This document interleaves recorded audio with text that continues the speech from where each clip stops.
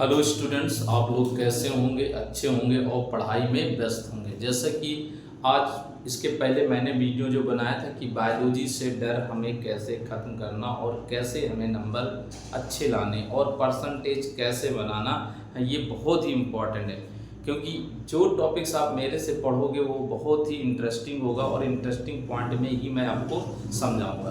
यानी जीव जगत का सेकेंड पार्ट हमको पढ़ना है, जिसे हम कहते हैं यानी जीव जगत का चैप्टर, जीव जगत का सेकेंड पार्ट ये सेकेंड है। ठीक, टॉपिक सेकेंड है जो हमको पढ़ना है। यानी इस टॉपिक इसके पहले हम लोगों ने एक स्पेशल विशेष प्रकार की बायोलॉजी पढ़ी थी जो इंटरेस्टिंग पॉइंट में था। अब नेक्स्ट हमको टॉपिक्स में पॉइंट पढ़ना है जीवों में विविधता की संकल्पना। जीवों में विविधता की संकल्पना। ओके, यानी कहने का मतलब है concept in diversity of living beings. Okay, अब जीव विविधता किसे कहते हैं ये वेरी इंपॉर्टेंट है, जिसमें जानते हैं जीव जगत। देखिए, जीव जगत में असंख्य जीव पाए जाते हैं जिनमें भिन्नता अवश्य पाई जाती है, उसी को जैव विविधता कहते हैं। यानी जीवों में जीव जगत जो होते पूरे जगत में उसमें विभिन्नता अवश्य पाई जाती, इसी को हम जैव विविधता कहते हैं। जैव विविधता शब्द का प्रयोग किसने किया था? यानी जैव विविधता या जीव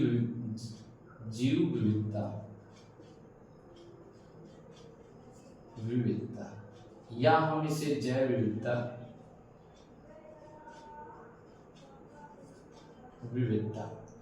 जीव विविधता या जैव विविधता शब्द का प्रयोग WG रोजन ने 1985 में प्रयोग किया था।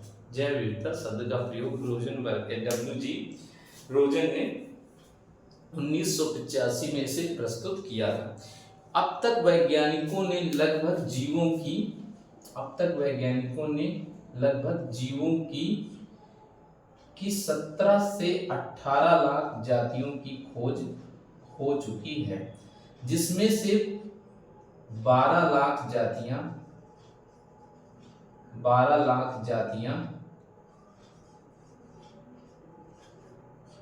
या मुख्य रूप से जंतुओं की हैं और 5 लाख जातियां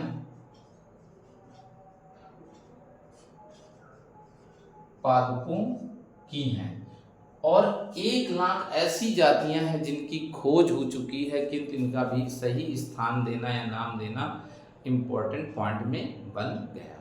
ठीक, इसलिए उसका नहीं है। अब इसमें देखते हैं जीव जगत में जंतुओं और पौधों में संयुक्त रूप से सबसे अधिक जातियां किसकी हैं? कीटों की हैं। किसकी हैं? कीटों की सबसे अधिक जातियां हैं, मुख्य रूप से हैं, जिसमें 10,25,000 जातियां मुख्य रूप से कीटों की पाई जाती हैं।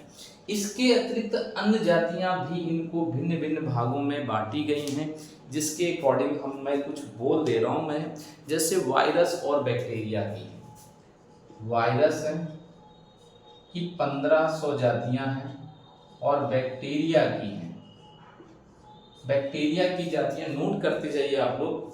ये है 4000 जातियां हैं और इसके बाद प्रोटोजोआ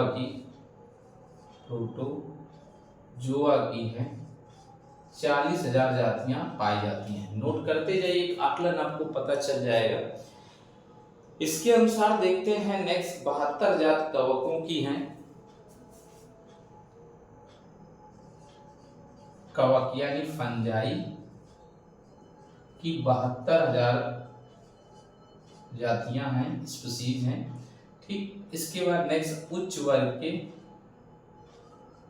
वर्ग के पौधों यानी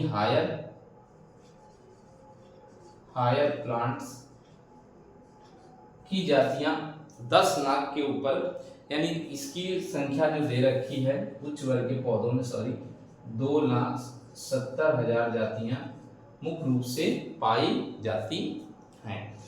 और इसके अतिरिक्त कुछ निमेटोडा हैं, निमेटोडा भी हैं, कृम वर्ग के भी संयुक्त रूप से जातियां पाई जाती हैं, कीटोआर्थ्रोपोडा के भी रूप में कुछ जातियां पाई जाती हैं। आप लोग नोट करते जाइए इंपॉर्टेंट पॉइंट में।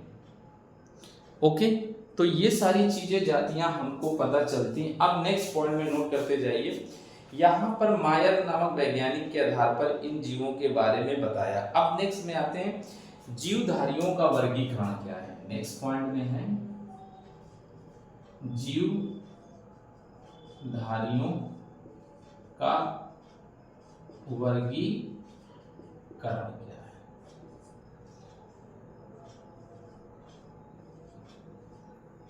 वर्गीकरण क्या है? ओके, तो इन वर्गीकरण के आधार पर हम देखते हैं, देखिए के आधार पर देखते हैं। तो जीवों को खोजना, परिभाषा क्या है? जीवों को खोजना, खोजे हुए जीवों को पहचानना, पहचाने हुए जीवों को सही नाम देना, समानता तथा असमानता के आधार पर अध्ययन करना ही वर्गीकरण कहलाता है।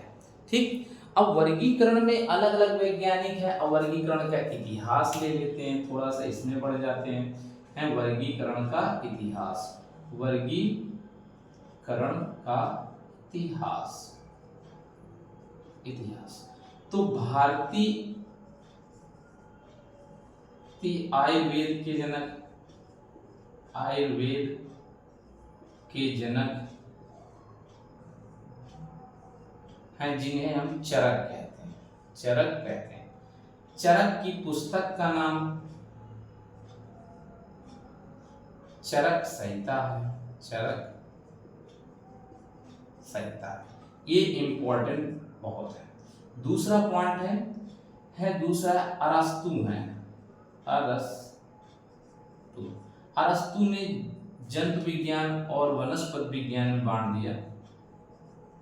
जंतु विज्ञान, नंबर 2 वनस्पति विज्ञान में बांट दिया।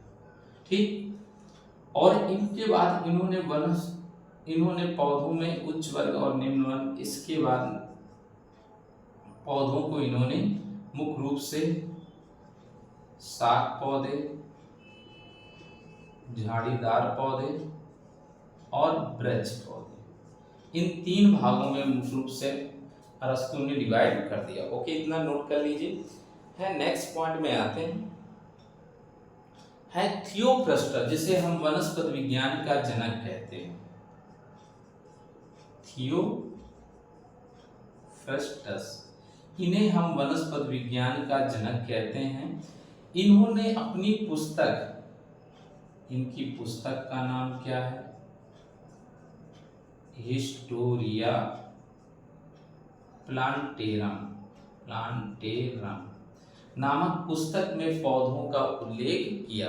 इन्होंने पौधों के मुख्य रूप से क्या बताया है जिसमें मुख्य रूप से 480 प्रकार के पौधों का अध्ययन किया है। 480 प्रकार के पौधों का अध्ययन किया है। ठीक, 480 प्रकार के पौधों का इन्होंने अध्ययन किया है। इसके अकॉर्डिंग इनको ही हम वनस्पति विज्ञान का जनक कहते हैं, इसलिए बहुत इंपॉर्टेंट पॉइंट आता है। इसके बाद एक और पॉइंट आता है जिसे जॉन रे फेमस है। इन्होंने स्पीशीज शब्द का प्रयोग फर्स्ट टाइम में किया था। इसके बाद है वर्गीकरण के जन्मदाता किसे कहते हैं? वर्गीकरण के जनक कैरोलस लीनियस है। कैरोलस लीनियस है। इनकी पुस्तक का नाम क्या है? पुस्तक का नाम है सिस्टेमा नेचुरी।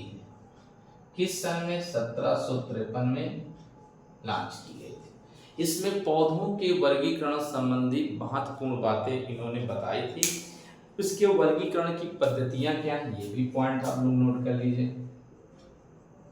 वर्गीकरण की पद्धतियां, ये वेरी है, आप लाइन से पढ़िए, आपकी सारी टेक्निक तो दूर हो जाएगी। जिसमें पहला आता है प्राकृतिक पद्धति। फर्स्ट है प्राकृतिक पद्धति है, दूसरा है कृत्रिम पद्धति है, तीसरा है जात वृत्ति पद्धति है, जात वृत्ति पद्धति है। ये 3 पद्धतियां हैं। इन पद्धतियों में इन्होंने वर्गीकरण किया है, जिसमें मुख्य रूप से प्राकृतिक पद्धति के अंतर्गत है वे जीव पेड़ पौधे जो जीव जंतु प्रकृति में स्वतः अपने आप पाए जाते हैं, उन्हें हम प्राकृतिक पद्धति कहते हैं। और कृत्रिम पद्धति में मनुष्य द्वारा इनको एक अलग अलग भागों में बांटा गया है, जैसे आकार एवं आकृति के आधार पर शाकी पौधे, झाड़ीदार और वृक्ष होते हैं, तथा ये 1 वर्षीय, द्विवर्षीय तथा बहुवर्षीय बांटते हैं। आवास है, ये पौधे जलीय होते हैं, स्थलीय होते हैं तथा वायवीय होते हैं। इस प्रकार के पौधों को इस पद्धतियों में बांटा गया है। आप लोग इस चैनल को सब्सक्राइब करिए, लाइक करिए, बेल आइकन दबाइए, और इसके बाद नेक्स्ट इंटरेस्टिंग वीडियो फिर मैं आपको लेवल कराता हूँ। Okay, thanks.